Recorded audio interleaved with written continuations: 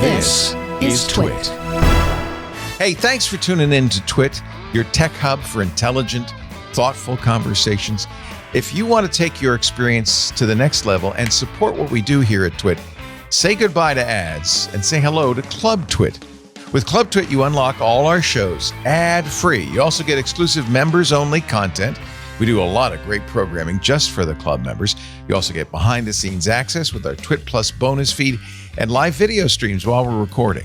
And don't forget the fantastic members-only Discord. It's where passionate tech fans like you and me hang out, swap ideas, and connect directly with all of our hosts. It's my favorite social network. I think you'll like it too. Club TWiT. It's not just a subscription. It's how you support what we do and become part of the TWiT family. Your membership directly supports the network, helping us stay independent and keep making the shows you love. If you're ready to upgrade your tech podcast experience, head to twit.tv/clubtwit and join us today. Thanks for being here, and I'll see you in the club. Hey, ladies and gentlemen, it's time once again, photo time, with our favorite photographer, Chris Marquardt from Tips from the Top Floor and discoverthetopfloor.com. Moin, moin, Chris. Moin, moin. How are you doing? Very well. Very well. You know, I was reading on Reddit, and I won't say the name, very famous National Geographic photographer does workshops. And I was reading in the photography subreddit about a guy who spent a lot of money, went to a Tokyo workshop with this guy, and was very unhappy because the guy isn't a good teacher. He's a famous photographer, and he took him around Tokyo and stuff, but he really couldn't communicate his method. And I thought to myself, you know, for a lot less, you could take a photo workshop with Chris Marquardt and really learn something and get something really valuable out of it. Like this timber frames and twinkling lights workshop that's coming up, right? That is coming up, yes. And thanks for mentioning this. One spot left. Just one. Last spot. You'll be all alone. No, you won't. You'll be with three other wonderful people. A very small group. And if the perfect timing if you want to get away from Thanksgiving. Perfect. Because it's November 23rd through the 30th. Yes. 7 nights in the hotel, 3 meals a day. Of course, Chris drives you around. He'll even pick you up at the airport. But the thing that struck me when I was reading this sad story about a very famous photographer and how his very, very expensive seminars just really weren't very good is that Chris is a natural teacher. He can communicate, and you're going to have so much fun doing this. Look at you're going to go to Strasbourg. You're going to go to Eguisheim and Requer. My God, you know, I just got a new self-hosted program. I think you would like the name of it. Let me see. Let me see if I can get it right. It's Tawarish. Tawarish. Oh, that's Russian. That's not Tovarish. Oh, not okay. Tavarich. Oh, Tavarich. Okay. Tavarich. It's a difficult sound. Yeah. It means what? I was here. I was there. There. The Tavarich. It's Are you learning German right now? It's a German self-hosted replacement for Google Timeline. It's a private way of logging. So you put it on your server, it's running, and it's on my phone now, Tavarich. And it automatically logs everywhere I go. Unfortunately, I go nowhere. But I was thinking if I went on a photo workshop, you could then use this to tie into your photos. So many cool places and so many cool pins on your map there. Yes, absolutely. And you get stats, you get all of this live tracking. I just thought, and you don't have to give it up to Google. You know, you get the maps and everything. Yeah. It's really cool. So, and I thought of you because I wish I were going to this Christmas lights thing. It sounds like so much fun. And B, Tavarich, not Tavarish. No, let's practice ich. Just a simple ich.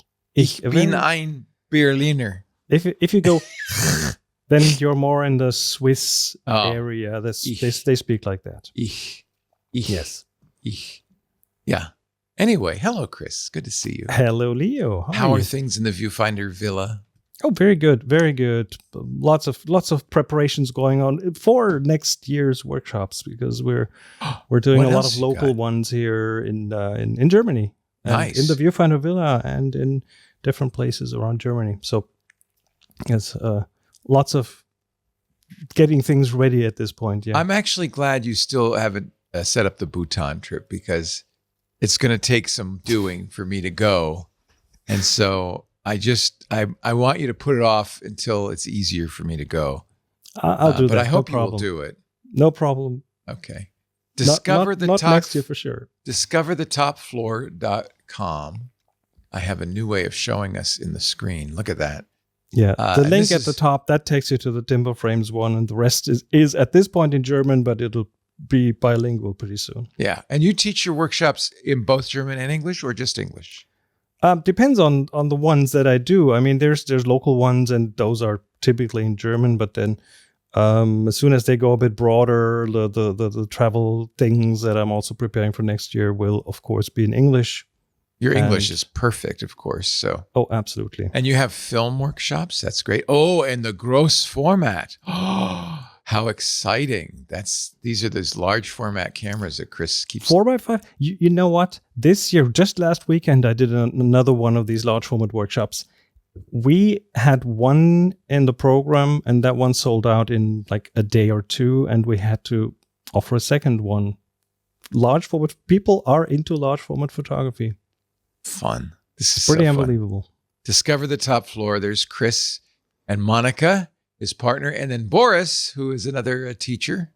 He does the Happy Shooting podcast with me, which is our German photography podcast. Okay, wonderful.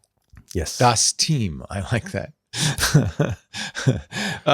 Anyway, I want to give you the big plug because I feel bad if somebody spends a lot of money for a celebrity photographer and they're just not good teachers. You've got to get somebody who's not only an artist, but who can communicate about the art. And I think you are the master of that.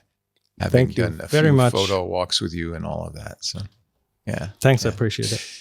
So, first of all, we should say before we get to the review, if you have questions, you should go to TF. It's right on the bottom of the screen there, tfttf.com/PTQ, which is Photo Time Questions.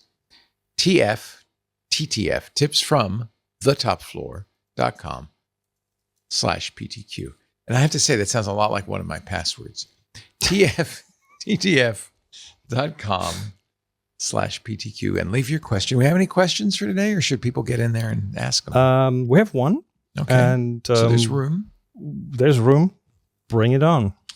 Always fun to talk photography with Mr. Marquardt. Of course, the main reason we get together, is this a new microphone for you? I switched my setup around. This is an old microphone, one of the ones from my past when I used to do recordings and audio productions, and it's a Sennheiser BF541. Oh, very fancy. Look at that. Very fancy. Yeah. Okay. Not that anyone would be interested in that. No, I think everybody who watches the show, they're always asking stuff about microphones and stuff like that. So, because we're all a little bit ADD on this network. I also really want to thank the Club TWiT members for making this possible. This is a Club TWiT event, which we do stream publicly. And if you're watching it on YouTube or Twitch or Facebook or LinkedIn or X.com or Kick, it's welcome. The opportunity, though, to see some of the things we do in the club and to join so that you get access to all of the above. We do stream it live publicly. Anthony, at some point, I know we're changing the rules around a little bit. Are we going to make these? These still, as of now, they still come out publicly a month later on YouTube. A month later on YouTube, and then for a month they're only on the TWiT Plus feed, which is correct. Club members. Okay, that's Anthony Nielsen, who is really the evil genius behind all of this. Without Anthony, none of this would ever happen. So, shall we do our assignment, Mr. C? Absolutely. So we have some wonderful pictures here. We have submittals for the solid assignment. And I have taken some time, looked at them, and Nice try, Mark. Solid cat. I guess it is solid. It's all cat. Sort of, yeah. All the way, all the time, all the way. And 2 cats in this one. Yes. But let's see what Chris picked, shall we? Well, I picked, first of all, I picked the one that was kind of obvious. Jane McFarland gave us a solid H2O, a picture of a glass with ice in it. Solid So ice. Very literal in her choice. Simple photo, depth of field. You have a shallow depth of field, background out of focus, and the focus on the ice cubes. I think the one thing that I would probably have loved is to see, ice cubes are translucent.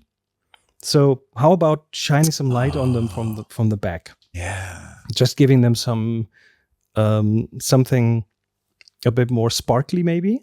Something going on in there. Yeah. Yeah, but still, I mean, assignment check mark. Well done. Yeah. Very nice. Thank you, And then- Jane. Second one, Demi Lente. Oh, again, Demi. Now these are 2 people, right? These are 2 people, and It's a cat. It's the second cat in the in the ones we got. Solid black. I really Right. like this.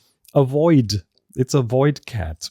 I And, really like this because all you really see is the eyes and a little bit of the nose and whiskers. I don't know. Maybe at home, because this is such a solid black, I don't know if the stream is capturing it. You should go to flickr.com and go to the Tech Guy group and see it in person on a good screen, because you can make out the whiskers a little bit and the nose. There's a little bit of velvety nose, but the eyes, man. And there's 2 things about this photo. First of all, it's difficult to take a photo like this because your camera will want to boost that up to get more light in there, which doesn't help. And the second point is, I find it so fascinating with how little information a picture can get away, and we still see everything. It's a marvelous picture. I love this. Inspired. They do such good work. And by the way, they also gave it a great title, Abyss. And they quote from Nietzsche. See, they're playing to you. Whoever fights monsters should see to it that he does not become a monster. And if you gaze long into an abyss, the abyss also gazes into you. Oh, man. So and Extra points for the quote, I gotta Absolutely. say. Yeah. And the third photo, and I didn't know this because I went by the thumbnails, is again by Demi Lente. They're so good. It's a curve in the road. It's a solid. There's a solid double yellow lines turning left on a concrete road, and I just like the perspective. It's a very low perspective, so the camera's almost on the ground. So you get the lines really big in the foreground, and then you have this doubling of color. First of all, you have the lines, and then you have the orange reflectors left and right of it, and then if you follow the line, but you don't follow the curve, you end up with something else that's yellow. I'm not even sure what that is. It might be. Paul says it's a fire hydrant. And probably. And he says, I like the yellow fire hydrant at the apex. It's just. It's a little cherry on top. It's the little dot on top of the eye, literally. So very good, very good. That's pretty subtle. Yeah. Yeah. Yeah. Oh, but it adds, nice. and you see the yellow repeated in the picture in several places, and also it's a very reduced color palette, right? It's the black, the yellow, and then it's just gray. So there's not much else going on in terms of colors, and that is a very good simplification that makes it stand out. So yeah, black and yellow are what, complementary or something. They go together. They're like bumblebees. They belong together. The other thing that I find interesting, and I'm curious what you think about it, in order to, well, the line isn't quite straight. And in fact, the horizon's not quite straight. It's a little unsettling. And yeah, I think I prefer that to have it be perfect and square and all that. I think there's something about it. something in me goes, I want it very symmetrical and I want it straight. And also it's not in the middle. If you follow that black line to the bottom of the screen, it's not in the middle. Yeah. It's cut off slightly on the side. And a part of me goes, I want this straight. But then another part of me goes, it would have been so much nicer if it was a bit askew. And that's what I now do is these kind of pictures. I take the straight one just to satisfy that part in me. And then I try a few different other angles just to make sure that I have a good choice when I come home, because it's easier to judge that back on the screen. It's not easy to be an OCD photographer, is it? Not really. Well, thank you to all of our submissions. Oh, look, in fact, they did that, didn't they?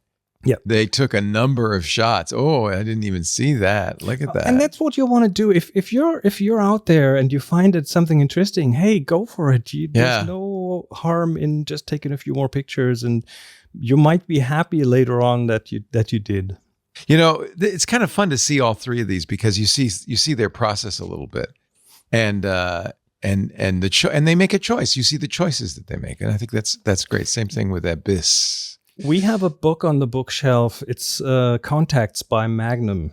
It's contact prints. Oh, I love that book. I love that book. If you go through that, you see contact prints, as in the entire roll of film, 36 photos of something, and then you find out, oh wait, that's from that one very famous photo that everyone knows, and you see like 15 different versions of that photo, and then one is circled in a red circle, and that's the one they chose. So looking behind the scenes, even of very famous photographers, you can often see that no, they don't go out and just take that one photo and they have a Pulitzer Prize winning photo. They do the work. They work the subject, and then they make a choice later. So nothing wrong doing it that way. I saw that exhibition in person. Oh, wow. My good friend Mikkel Oland took me to a photo event in Norway, in Kristiansand, Norway. And the curator of it was one of the speakers at the event. And they actually had, I don't know if they had the full thing, but they had quite a few of them. And it was something to see those contact sheets in person. And then the iconic shot circled. And yes, it's so fun to see the process, the work process. Absolutely. Yeah. And then at the end of the roll, sometimes you see just some random stuff just to fill up the roll, you know? Right. So, it encourages me that even the best photographers in the world, and the Magnum photographers are often the best photographers in the world, take terrible pictures too. Not all of some of their shots aren't great. You know, in fact, they have to pick the one in the 100. Well, it's 36. Someone told me the thing that sets a pro photographer apart from a non-pro photographer is the size of their garbage can. My mother said it another way. She said the great bakers leave a lot of cakes on the windowsill. Oh, yeah. I love it. Thank you to everybody and for all the wonderful pictures. Of course, we can only pick 3, but everybody should go to Flickr.com and take a look at the Tech Guy group. It's a great group, 14,021 members, almost 8,000 photographs, 360 discussions. We've been doing this since 2007. And again, I have to always give a big shout out to our admin, Renee Silverman, who's been moderating this group practically forever, as long as it's been going on. Thank you, Renee. You do a great job. Yep. She keeps this all going, and she's a great photographer in her own right, by the way, as you can see here. She's very talented. Lots of good portraiture. Anyway, if you are not yet on Flickr, go to flickr.com. It's free to join. And then you have to join the group. You'll be welcomed by Renee. And then you can participate in our next assignment because that's how it works. We ask you to upload it to Flickr, to tag it, and submit it to the Tech Guy group. Renee will welcome your submission. And she allows you, she's very strict, 1 per week. So you're going to get about 4 weeks. In fact, Chris is ready to pick our new assignment. Oh, it's fishbowl time. Oh, scared him. Here it is. It's fishbowl time. Fishbowl time. Da, da, da, da, da, da, da, da, da, da, da. Oh, I like it. I like it. Balanced. Balanced. Balanced. What does that mean to you? Balanced.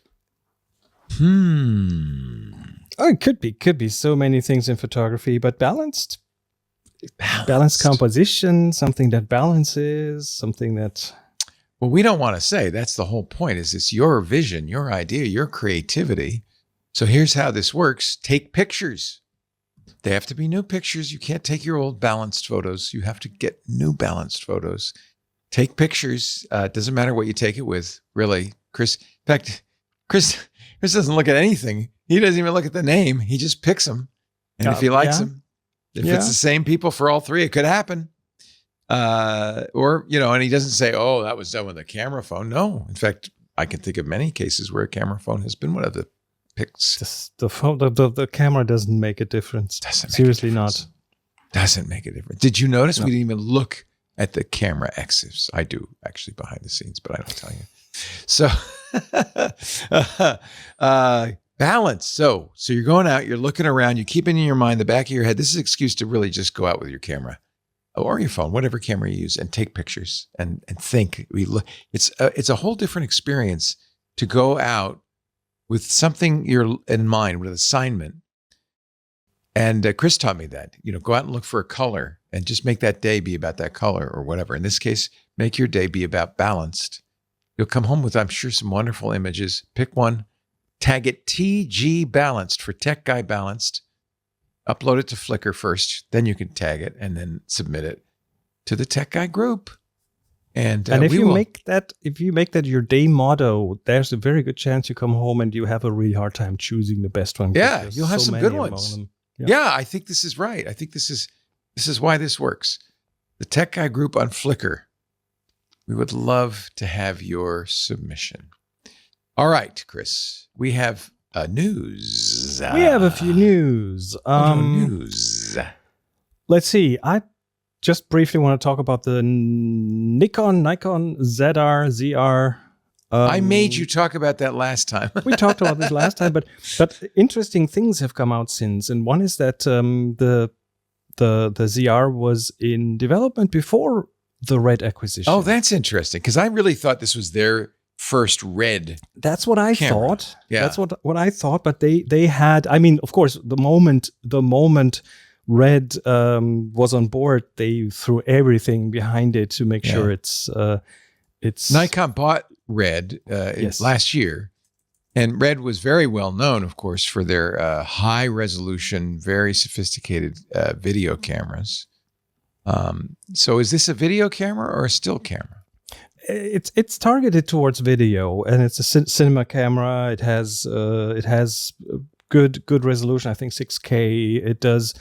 By the way, that's important because it isn't one of those high megapixel cameras. It doesn't need to be. Because if it's a cinema camera, yes, it can be much does lower still resolution. Photography, but on the cinema side, the interesting thing is that it does. It has the Red codec, the Red RAW codec, or a version of the Red RAW codec, which means you can get video on the camera at really good quality. The files are big and you have a lot of stuff to edit with. And it works in camera. With other cinema cameras, you often have to have an external disc attached to it to record to.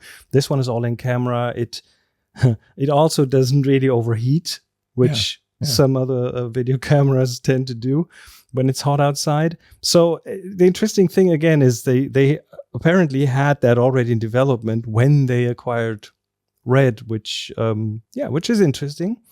And the other thing that came out about the camera is that, I mean, when we looked at it, this is an amazing camera. If you want to do video at a high quality level, it's a great camera, especially for the price. They issued an availability warning in Japan now. They have a lot more orders than expected. Yeah, I'm not surprised.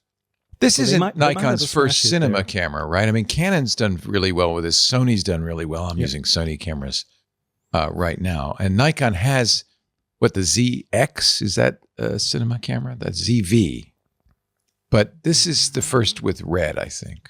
Yeah, it's the first with Red, and that yeah, it looks like getting right on board and getting their know-how and technology added to the camera has really been a good thing. Yeah. So yeah. but And then it's not horribly expensive either, which, I mean, given it's only $21.99, which is it's pretty. the camera only without a lens. But yeah, Well, if you have Nikon camera, glass, if you're a Nikon shooter, that's a good price because you probably can use your existing glass, or no? you can, and you can also change the mount and put a different lens Yes, system on. because it's mirrorless. Yeah. Yeah. So the next news kind of attaches to that one, because Nikon with acquiring Red, they got their hands on the Red RAW codec, and shooting RAW video kind of important if you want to really work on that footage, if you want to color grade things, if you want to play with the dynamic range and so on later on. And Sony has just licensed the Blackmagic RAW codec. So we yeah, which I found funny. So these are the two big competitors, although I think Red was losing to Blackmagic's. I feel like Blackmagic's dominant now, right? The B RAW or Blackmagic RAW codec is also technically very good. It's fast. It's good in terms of its compression.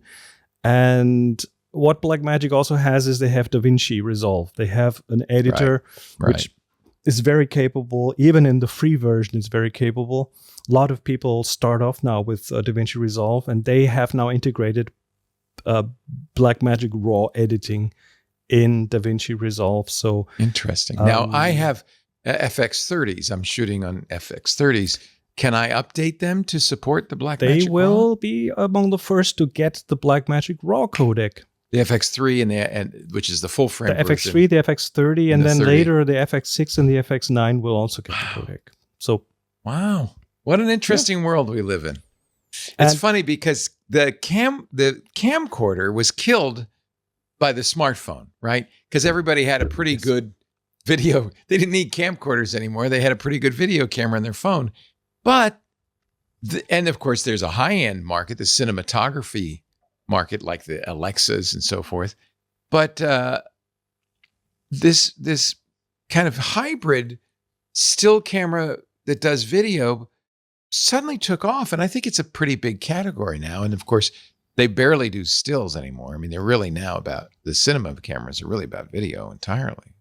Yeah, I remember when that started, and that was the Nikon D90. I think was the first DSLR that did video, but only on APS-C, and then Canon with the 5D Mark II added video, and that camera has a full frame sensor, which was kind of the wild thing. And yeah, I remember that I had that camera back then, and I remember Canon just slapping that in there without a lot of thinking how cool that would be for people. Right.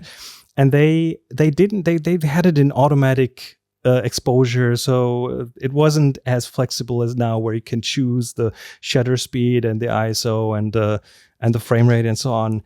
And people went up on the barricades for some more features because it was such a game changer. And I think it took them over half a year, 3/4 of a year, to update the firmware to finally allow some more manual changes. So was it the fact that these were mirrorless that made it easy to transition to? Well, they were DSLRs, so, but you just flipped up the mirror and then recorded to the sensor. Video. So, right. But mirrorless really made that easy. You didn't have the mirror. It made it even easier. Yeah, yes. yeah.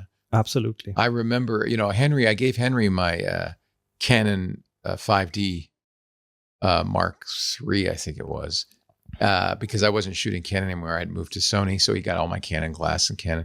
And that was really what started his TikTok career, which has gone quite well. Yeah. But it wasn't very long before we ended up getting him I think it was an R series Canon, and he moved to the cinema. Now I think he uses entirely Canon cinema cameras. Well, I'm right now looking into a 5D Mark IV.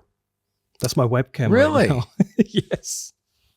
And so it's retired in its old age. It's out to pasture. It gets moved around and used here and there, but it's I love the lenses. It was a great camera. I loved the lenses. Loved it. Yeah. I had that one f1.2 50mm lens, which is an incredible lens. I really loved it. I don't know why I abandoned it. I think I think it was for weight. I think the mirrorless really was significantly smaller. So I started, and when Sony came out with the Alpha series, I started buying those instead. And I really like those. But now, as you know, I only use them for webcams. and I have moved on to another brand, which we won't mention. Because people think I'm snooty. The cheap brand. That cheap one, yes. More ZR orders than expected. Good for Nikon. I think that shows that there's a market. This is good. All right. Moving on. Anyone out there who uses Affinity software? They came on the market a few years ago. They were kind of good competition to Photoshop, to Adobe. This was where a lot of people went to Affinity Photo, especially because they didn't take a subscription, right? One-time fee, one-time license, and it was very good. They did a good job of it. And then last year they were bought by Canva. Yeah. So Canva, everyone was kind of a bit afraid what that would mean. And now just a couple of weeks ago, they stopped selling their software and they sent out a newsletter, a teaser.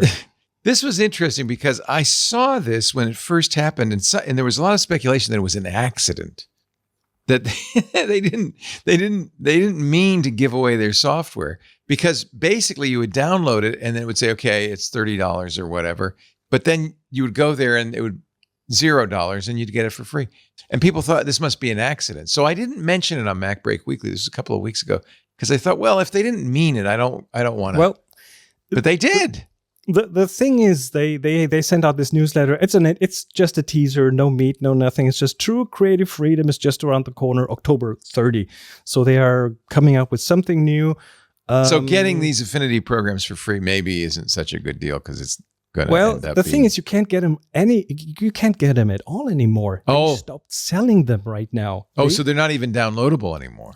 Just a week or two ago, they stopped selling their software. It's not in the App Store anymore. It's not on the website. I should have told everybody when this happened, because you could download it and use it for free. I paid for it a long time ago, of course. But, I mean, that's a bold move, but something is gonna come. Something's afoot. Sure. It's definitely a good way to generate some attention. Creative freedom is coming. Yeah. Now the question, of course, is what is going to come? You don't really know. Looking at this screen, this is a Bezier curve. This is like Adobe Illustrator. Do they do an Illustrator? They do. A designer does a lot of these kind of things. That's typical vector tool. Right. That's already in there. So that's just, I don't know. Do they? The speculations are because Canva's a design company, not a photography company. Well, Canva. If Canva is a template-based, web-based visual design company, pretty much. So you would choose out of their hundreds of thousands of templates for something, and then modify that. And instead of starting from scratch, you would start from a template. And it's kind of like Figma or. And it's they said they acquired Affinity to get a bit more foot into the professional world. But now the speculations are what's going to come on? Because they were quite behind with Affinity in terms of AI, for example. Yeah. So Canva has a server farm for AI that's in their product. So question is that coming to Affinity? And of course, the biggest question is it gonna be a subscription? Because that's the whole reason we started using it. If there's an AI server farm behind it, that needs to be paid somehow. Yeah. So this, I'm a bit tense because I love my Affinity. Do you use products. Affinity Photo? Oh yeah, I use them both. Affinity Photo, Affinity And Designer. Okay. It's good software. So yeah, I bought them. I mean, the problem with iOS and iPad is there's kind of an infinitude of good tools. I don't even know which one to use. I do most of my photo editing on the iPad now because that's my best screen. The iPad Pro OLED is a beautiful screen. And touch is nice. The pen is nice when you're doing photo editing. But I don't use Lightroom. I don't use Photoshop. I use Affinity Photo or Darkroom. Or, VSCO just updated its software with some really nice AI features, including a very good erase, a magic eraser. So now I can't decide what to use. Affinity has a couple of AI-based features locally on system, so you have to download a local model, and it's okay, but it doesn't really. It's not going to be as good. It's not as good as something that Adobe does right now. Yeah. So subject selection, these kind of things. Yeah. So we'll see. So you had a wonderful course on Lightroom, which can people still get if they sign up for your newsletter? The Lightroom video course isn't online anymore, and I'm not the one who sold it. Someone else did it. And, it's out of date anyway. I mean, it's out of date, and it's a good. But it really taught me because it was 1,000 photos and. Oh, that's the ebook. That's still there. That's still out. 1000pics.com. That is still there. Oh, good, because that's a great. I give that away. Yes. Okay, that's what I was talking about. 1000pics.com. Okay. That's about getting a grip on those thousands of pictures in your library and how to sort them and how to find the right ones and how to manage them pretty much. Yeah. Yeah. Is it 1000 or is it 1,000 1 hour 1,000 pics? It's the number one. Let me check. 1 hour 1,000 pics. It's so funny. I already have it. I keep it. It's on my server. It's HOUR1000pics.com. Okay. And pics as in PICS. Okay. .com. And you can get it for free. Download it. It's an ebook. It's an ebook. It's still valid. It does talk about Lightroom, but it's not you don't have to use Lightroom. The techniques are what matters, right? Exactly. You download it. It's an ebook. There's an audio version. I've recorded an audio version of it, and it's all there for free, and it's still valid. Yeah. Good. Absolutely. Oh, good. Yes. So everybody should get that. Because it's one of the biggest issues. You'll even have this when you're going out to take your balanced pictures. There's two issues. The one issue is, of course, how do I get a grip on my thousands of pictures? Right. The other issue that is kind of an earlier issue is how do I make it so I don't have to take 1,000 pictures to get the good ones? So I never mastered that one. It's these two ends of the spectrum. With digital photography, I just spray and pray. Well, sometimes nothing wrong with that. But if you want to cut down on the pictures, you have to manage, organize, backup, copy around. That's the problem. I'll come back from a 2-week trip with 10,000 pictures, and I don't even want to look at them. It's like it's sad because there's wonderful shots in there, and so your technique is very useful and very. It's helpful if you're drowning in photos. It's definitely helpful. I am. Yes. What else is in the news? I wanted to point people towards something really, really fun. A little experiment. Have you ever done infrared photography or looked at infrared photography? Didn't we talk about this last month? The iPhone infrared? No. Well, we talked about it a little bit because I remember I was talking about my friend who sent his old Nikon D70 in. I showed you that original video, but I did the experiment. Oh, you did That's the update. I did it. If you look at that second link, so here's the did. Video. I'll show you the video. Okay. I followed what they did, and what they did is they took a Hoya R72 infrared filter, which is just a filter that doesn't let visible light through, so it only lets the infrared through. And it turns out the iPhone has a very weak infrared filter, so you can use that. And here's what I did. I'm showing you here. Let me get a full screen of you because we got to look at this. So what is that? That's the infrared filter, and I just 3D printed a filter holder. So that let me show you this. This just fits on my phone. Here we go. And then, look at that. And then you if get it's not true infrared, is it? It is. It cuts out the visible light. It infrared boosts up its ISO and does everything it does in to get the image, and then you end up with infrared. So you bought this $77 Hoya. No, it's the R72, and you need a small diameter. So I think I got it for $30. It's not expensive. You don't need a fancy one. And those filter holders, you can, if you have a 3D printer, it's easy to do. If you don't, People sell them. At the Chinese retailer, they have them for like $5. Yeah. So it's easy to get.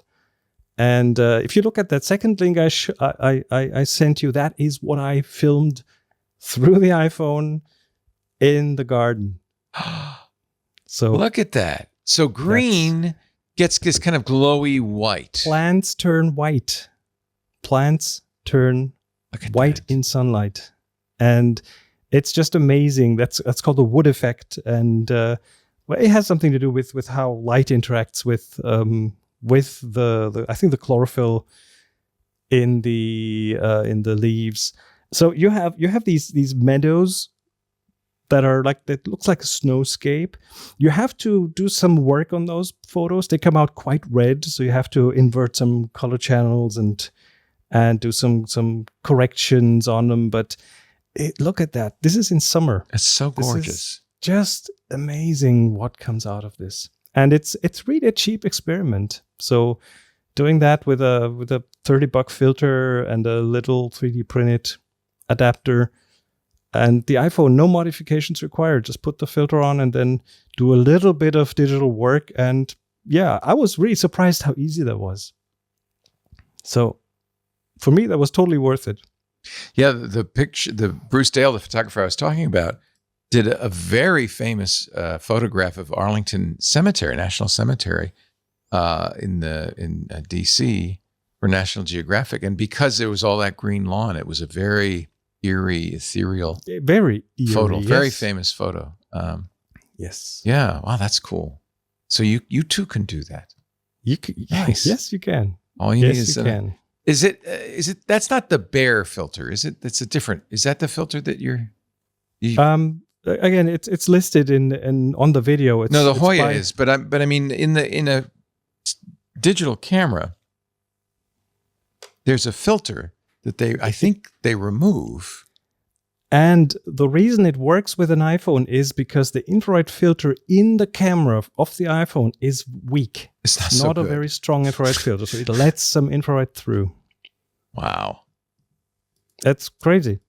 And you know, I never got to the point where I was ready to have an entire camera modded and the filter taken out, and then it's only infrared from that point on. Right. I wouldn't use it on a daily basis, so I was always like, not really. And this is just, it's just possible to do this without a lot of effort, and it was cool. Cool experiment. That's why they did this to a D70, because it was an old Nikon camera, and so nobody minded converting their D70. So there was a guy who would do this. But you can actually, if you search for it online, you can see people have multiple tutorials on how to do this with a Nikon D70 if you happen to have one lying around. Yeah. Wow. All right. So this is on your TikTok. This is we got as much time as you want. This is your TikTok is Viewfinder Villa, right, on TikTok? That was YouTube. Oh, that was YouTube. That was just YouTube Short. Oh, okay. I got confused. It looks like it. It was vertical. It looked okay. All right. Okay, yes. More news. Do you remember a few months ago we talked about perovskite? Yes. Or perovskite, which is a material that is being used to increase the output of solar cells. And it's a crystal that you can tune onto a wavelength of light, and then it produces electricity when that wavelength hits it.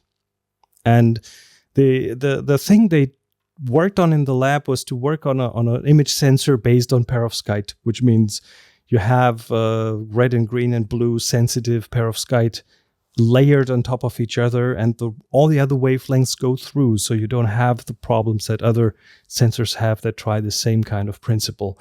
And this was in the lab, and here's another one from the lab. I told you perovskite is going to be something to watch, and they have now built a prototype of a gamma ray sensor. Gamma rays are based on perovskite. Gamma rays are gamma rays are light, just a very energetic light, and they have built a new detector for medical use.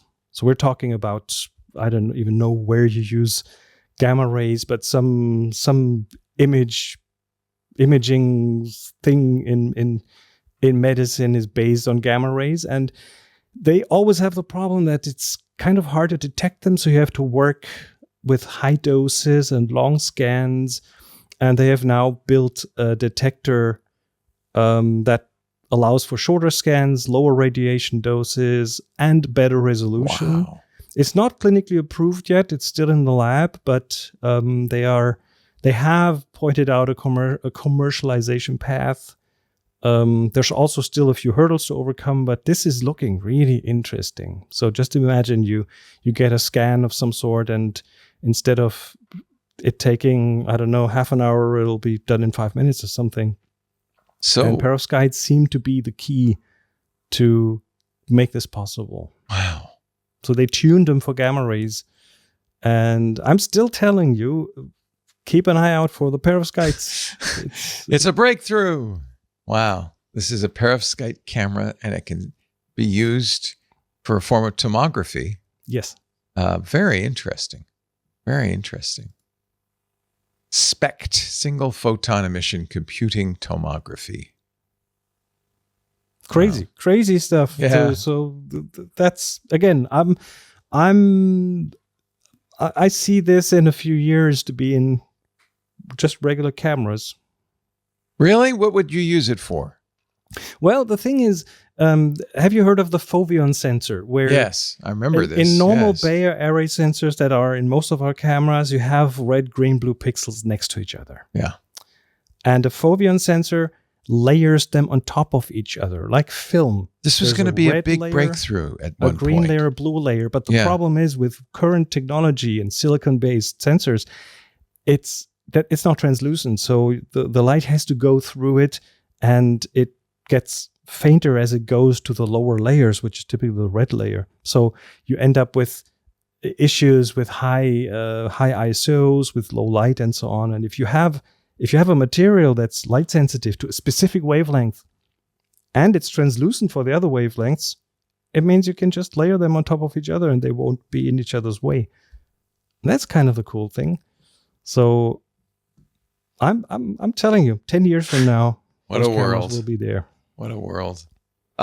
So let me, since I said this wrong, your YouTube channel is just Chris Marquardt, your name. It's just Chris Marquardt, yes. Marquardt.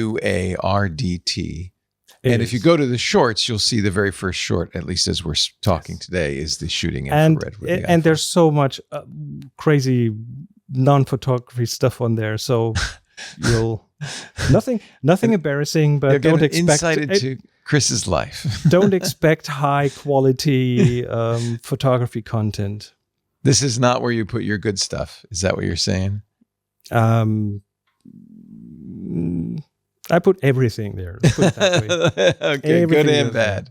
Okay, but you can see the short here that we were showing Absolutely. a little earlier. Okay, so I apologize. It's not TikTok. It's just a very confusing thing because YouTube basically is copying TikTok, and that's why exactly it fooled me. That's what they do. Mac Fixer, who is in Denmark, I believe, says you can still get Affinity software, but it's a little bit of a weird link. How to access Affinity for free as a nonprofit. So he's put a link in our Discord show notes. I don't see any reason why we couldn't mention this. I mean, they basically gave the software away. Initially they had like a 30-day trial, and then they extended that to, I think, a 6-month trial. Right. So, and now they're not offering the software at all. So I don't. But you got to be an eligible nonprofit, which is very I think you need to get verified. It says here that you need to be verified. You have to get a verified account. Okay. So there might be some additional steps. You need a nonprofit Canva account. But then there's download links. I don't get it. You might have to get a license key or something. Yeah, you could download it. Okay. Possibly. Huh. Well, I already paid for it back in the day. So they're still offering a big universal license. Oh, that's weird. They're still offering it for free for nonprofits. Good for them, actually. Just wonder if I double click this, what happens? Yeah. Let's run it and see. Let's run it together. See what happens. Nothing. I mean, you might have the license on that computer. That's probably, yeah. So this wouldn't be a good test. Yeah. And by the way, mixing the App Store version and the download version is also not a good idea. You do have to. I have my issues with that. Yeah, so yeah. I have those two different download paths. Yeah, and they're often different software completely. Yes. So, yeah. Yes. What else would you like to talk about? I have two very short things that are just like the first one is a link to a video on YouTube, which so the BBC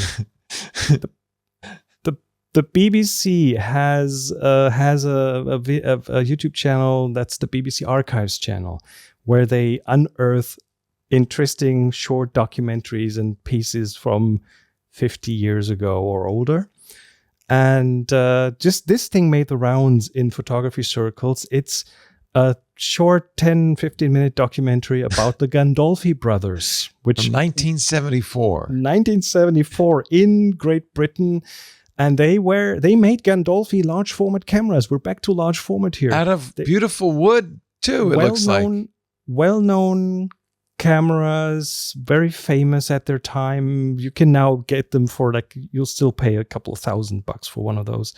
And it's just this charming documentary from the BBC Archives. It's kind of maker content. If you look at woodworking channels on social media, if that's your thing, then you have to watch this, because it's, again, this workshop, these two old men, and they do everything by hand. It's almost a fully manual workshop. They have a table saw, and I think that's their machine. It looks like he's planing it down.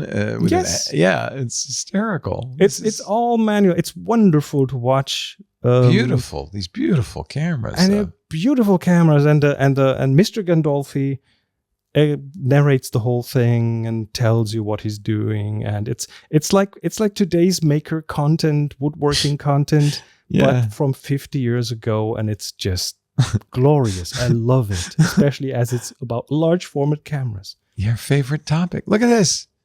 It's just.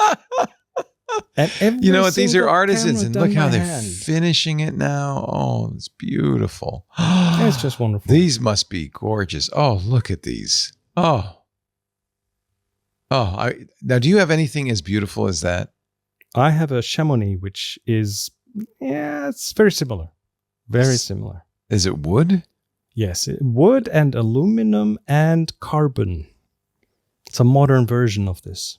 Yeah, because wood's probably fairly heavy. I mean, not as heavy as brass, and the fittings are brass. So yeah, they are probably like 2 pounds, 3 pounds. Oh, that's not heavier bad. than that. How cool is that? Look at that camera. Look at the craftsman in his jacket. Yeah, he's wearing a tie, jacket. Of course, because the TV is there filming. Yeah. I have a French workman's jacket. I should wear it with a tie next time. That's just beautiful. Don't take us down, BBC. They've done that before, and I don't want them to take us down. But I just show a little bit of that, and hope that we're still on YouTube. I hope you don't get a strike or anything from that. You never know. And then last but not least, there's a new camera on the market. What? And it's the weirdest little thing that I've seen in a while. Somebody was warning one of our Discord club members, oh, don't watch this show if you don't want to gas. Gear acquisition syndrome. Okay, the next one I think might be a bit on the affordable side. It's the Kodak Charmera. Which is... It's a keychain. So what happened is... and they're riding the lo-fi wave, right? It's a company named Retro. They're building this under a licensing agreement. It's inspired by the Kodak Fling, which is a single-use camera from the 80s. It's a keychain camera. It comes in 7 colors, but it's sold in a blind box, so you have to buy a lot of them all to 7. get all the colors. Yeah. It weighs 30 grams. It's 30 bucks. Cute. Is it film or digital? It's digital. It has 1.6 megapixels. Ooh. It has a 35 millimeter plastic lens. It has some software on board for filtering and making borders on your pictures. And it has internal storage for 2 photos. or you put a micro SD card in it, but it can't be bigger than 1 gigabyte. A little micro SD card. And it's not included. So there we go. It's the weirdest, strangest camera. The look of the images is a little weird, but people who like retro. This is fully in the retro wave. Absolutely. Yeah. 1.6 who needs more than 1.6 megapixels? This isn't bad. I think, it's Henri Cartier-Bresson probably didn't have more than 1.6 megapixels. It's probably. Probably. Look at that. Really looks like it was taken on Kodak film. I love that. All right. I'm how much are these? $30. That's not bad. And it's digital. So it's not like you have to get film developed or anything. And you can have some hang it on effects. on your keys and it's on your keychain. It even does video. It does video. No. Yes, it does. Let's see. I had to download an AVI you know what file. format it records in? AVI. AVI. I don't even know if I click this, will it play? Oh yeah, I must have something that plays it. Hey, that ain't bad. It's kind of got that night. It could be from 1968. Sort of, yeah. It's got that look. So there you like go. it. There's your new gas item. You know what? This one you can afford. $30. The Kodak Charmera. Because it's a charm for your keychain. It is. Very nice. It's weird. Very nice. It's weird. All right.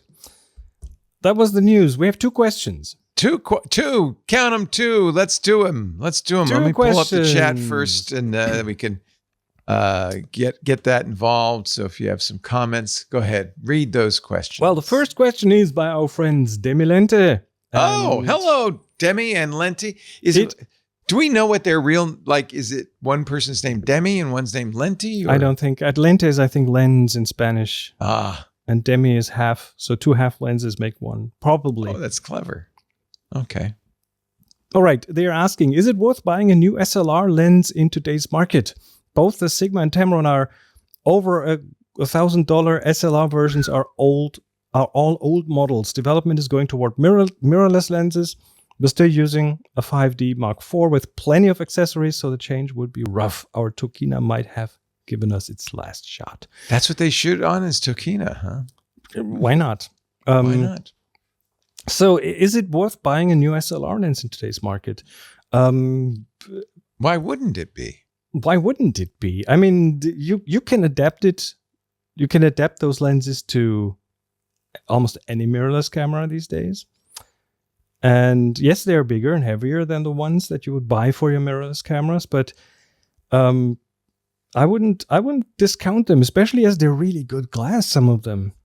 I mean, the lenses that I use, I need my tilt shift lenses.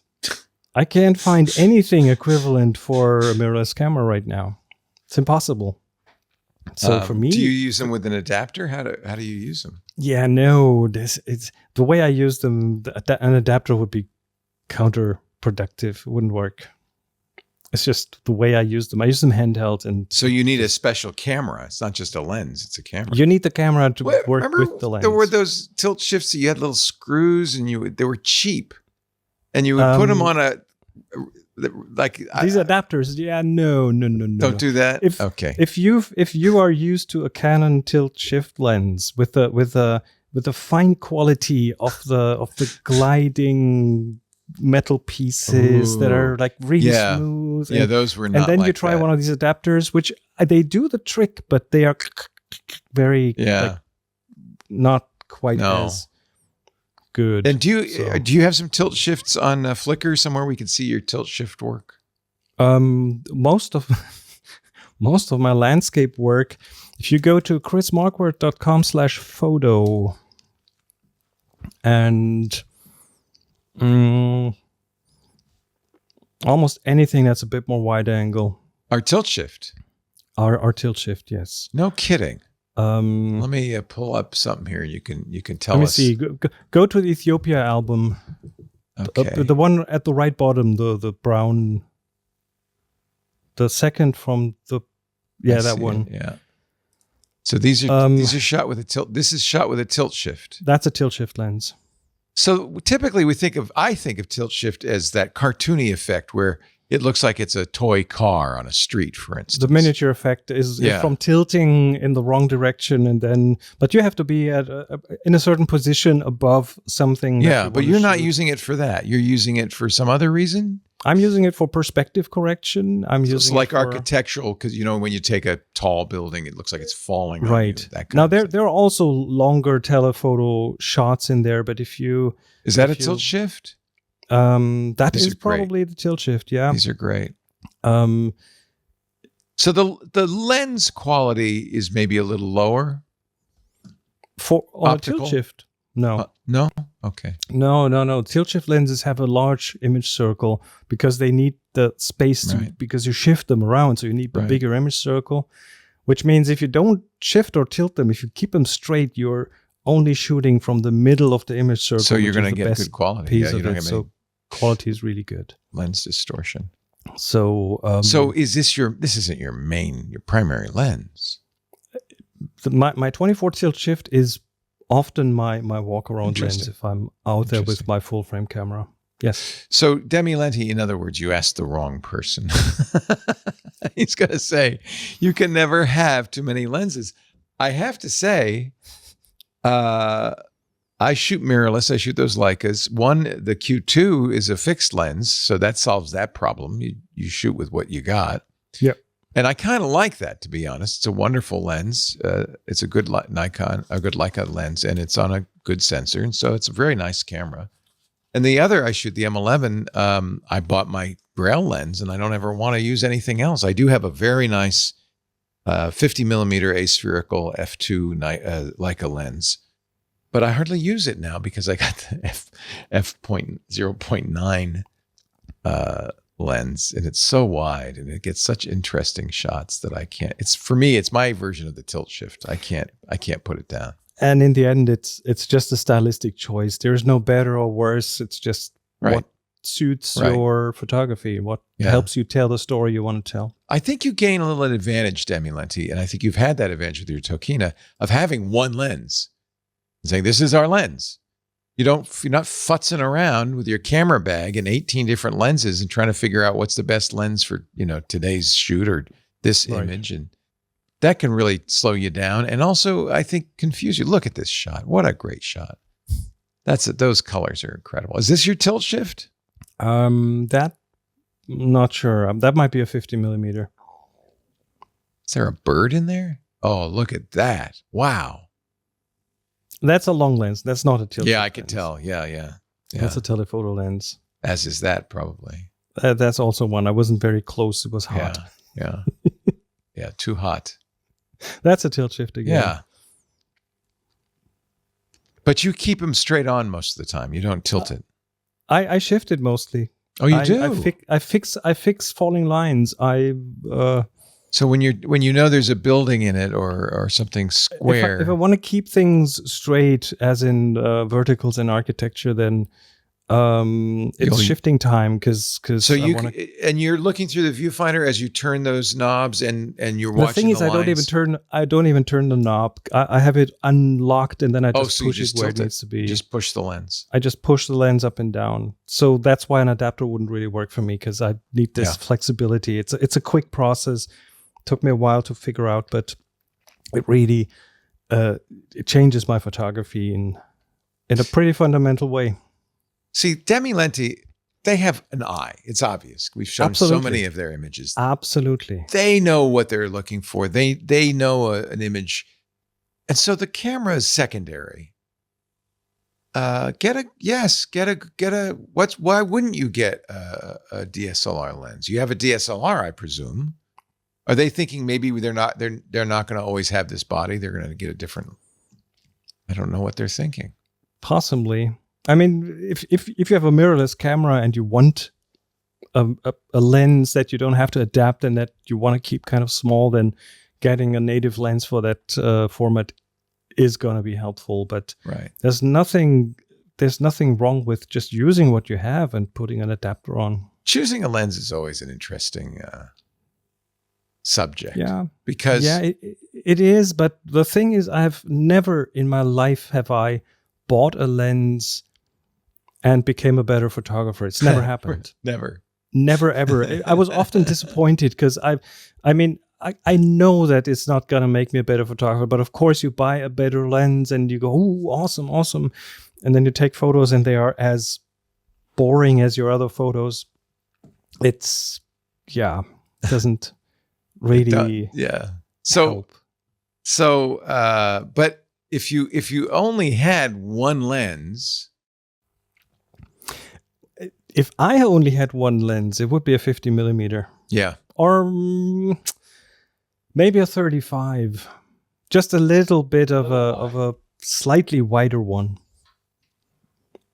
Yeah, just a little wide.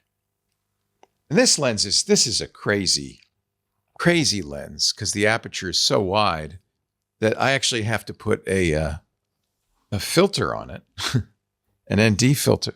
I just unplugged my headphones. That's why I can't hear anything. I mean, I had to put an ND filter on it because you can't shoot outside. you need to darken it down. You know, if I shoot here, the one I'm often shooting with is the 70 Mark II, which is an APS-C camera, and I have a pancake on it, which look at that. The 28. The 24 pancake, which is somewhere in the 40 range. And you choose that for compactness. It's compact. It doesn't weigh a lot. It doesn't. It's good. It's f2.8. Quality is there. It's a cheap lens. It has everything. It's one of the best lenses I've ever had. Isn't that funny? Because it's a cheap lens. It ticks so many boxes, and you can just and it's inconspicuous. You know, if you shoot with a camera and there are people around and they see you with a big camera, they'll all be a bit self-conscious. And if you shoot with something that's a bit smaller, I'm looks still a bit practicing cheaper. What you taught me, which is to have the both eyes one open. eye out, and I cannot. It is hard to do that. Yeah, especially with a rangefinder. But you have I can do it. Your vision, right? Yeah, I can do it. I just did it. I can do it, but I'm getting a headache. Okay, then don't. All right, we have one more question. Yes. Last question by Paul. That's a good one. Hey, Chris, do you think at some time in the future there will be a camera or a camera app with a vision-based LLM built in that helps with composition and exposure and such, and I guess competes with your teaching skills? We already have machine learning in our cameras. They help you with the focus. They help you with exposure. Even like the SLRs or the fancy pro cameras. Yes. Eye recognition, animal recognition, birds, horses, I cars, love that, actually. And that's so a really nice feature. Yeah. And we already had cameras that helped with composition. There was a series of Kodak point and shoots, digital point and shoots, I don't know, in the 90s, 2000s, that had composition guides built in. So what you would on the display, you could enable a composition guide and then choose between different templates. So you had a group, several group templates that would then just put the outline of a group of people on the screen, so you knew where to put the group. There was a silly sunset template where you had like a line for the horizon and a circle for where you put the sun. It didn't catch on. No, It did not catch on. it's a little bit prescriptive. But it makes sense. A lot of cameras have the rule of thirds lines. I mean, exactly. Right? That's prescriptive as well. So Yeah. some people love it. I'm pretty sure some people went by that. And of course, you didn't just have one group. You had like 3 or 4 different group so settings. Funny. Could you move over a little to the left there? Oh, that's good. Now you're in the right outline. Yeah. That's pretty fun. So I've never even systems where you can upload a photo and then the LLM tells you this is a good photo and for that reason, for this reason. I've never really found them that useful yet. No. Yeah. There might be something. I actually one of the things future. one of the reasons I don't like taking pictures with my iPhone and other camera phones is they do too much processing of the image. They really try very hard to give you what a normal person would consider a good shot, a snapshot. And often that's not what I'm like, of course, Demi Lenti's Aurora picture of the cat. No, the camera phone, you would have to really say, no, don't do anything. Turn off all those features. I find myself every now and then I use Halight's Zero. Yeah. What is it called? Zero app. Something mode. Yeah. Where they get you the picture as raw as possible without the phone processing on it. Right. Halide is not free. You have to actually pay for a subscription, but yes, it has a very, I think, a very nice camera.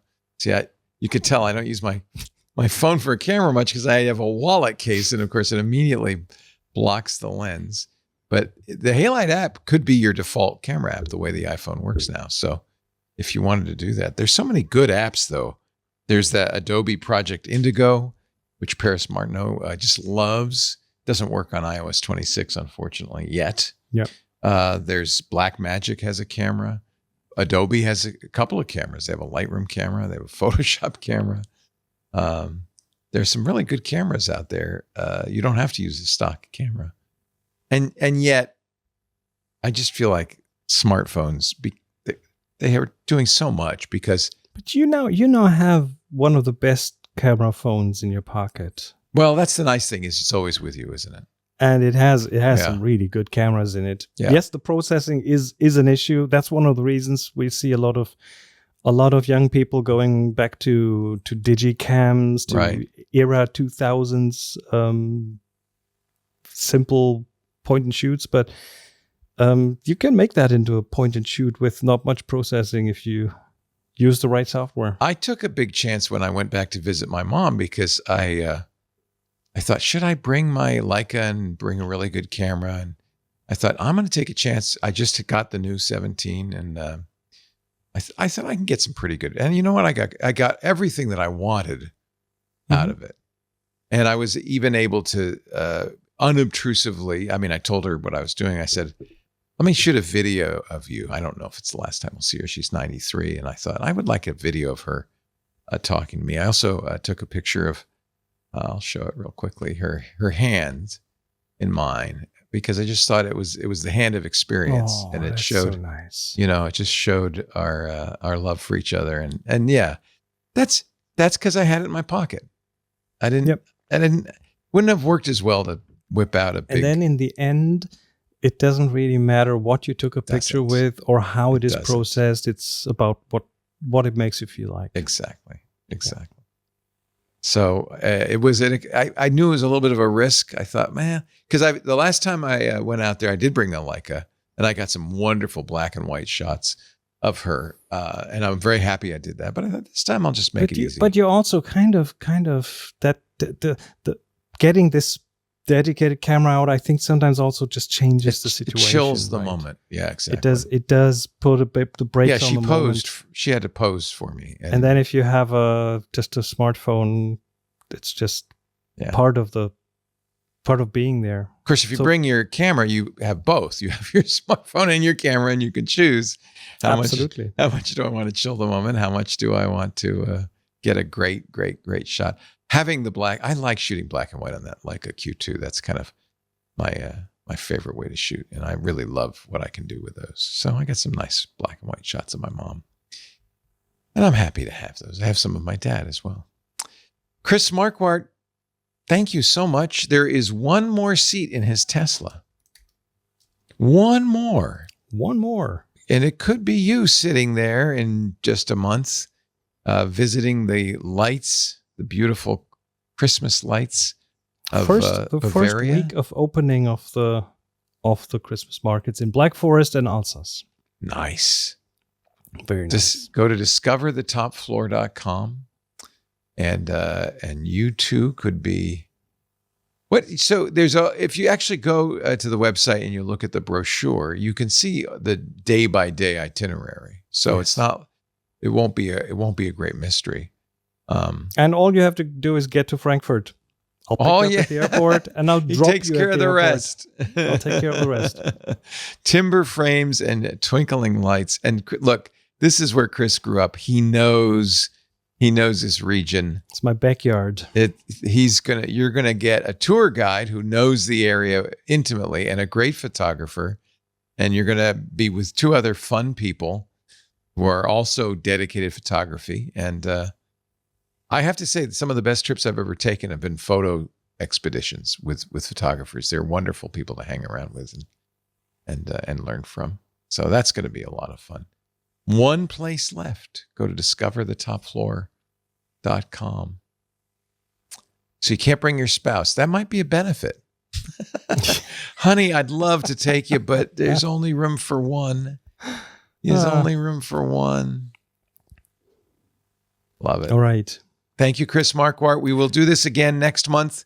We'll set a date. We always say, let's set a date. And we never do. We'll put the date on the Flickr Yeah. page Yes. in the group. It's all We going to do be that. there. Yeah.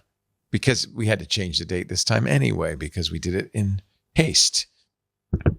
So we shall not do it in haste this time. We shall plan it. But you have roughly 4 weeks to take a balanced photo, whatever that means to you, and upload it to Flickr, tag it TG Balanced, and Chris will review them, and we'll talk about 3 of your images. Maybe they'll all be from Demi Lenti. We don't know. We'll find out. He doesn't look ahead of time, which I like. I think you're that's very fair of you. But do come back next month. A special thanks to our Club TWiT members. Let me put in a plug for the club, because I know some of you are watching on YouTube or Facebook or LinkedIn, and we're glad to have you. But if you like this kind of content, if you want to see more of it, if you want to support what we do at TWiT, I think what we're doing is really important nowadays, more than ever. But we're independent. We are not owned by a big company. We're not regulated by the FCC. I think that's a good thing. And what we really would like to do is really only be governed by you, our listeners. So this is your way to kind of cast your vote. It's $10 a month. There's a 2-week free trial if you want. There are group plans, family plans, business plans. And right now there is a discount code if you go to twit.tv/clubtwit, which makes it a great gift, 10% off for the year membership. So you get, that's a good deal. It's the best deal we've ever offered, I think. twit.tv/clubtwit. Support what we do, support Chris, support all of the shows we do. We would really appreciate that if you went to twit.tv/clubtwit. And Chris, I want to wish you a wonderful afternoon and evening. I guess it's nighttime now, and close to bedtime. Yep. Mm-hmm. Yeah, the Christmas markets are going up pretty soon. Oktoberfest is over. That means it's time for the Christmas markets. It's a party. It's every week is a party in Germany. Thank you, Chris. We'll see you next time. Thanks so much for having me. Thank you, everybody. Good night.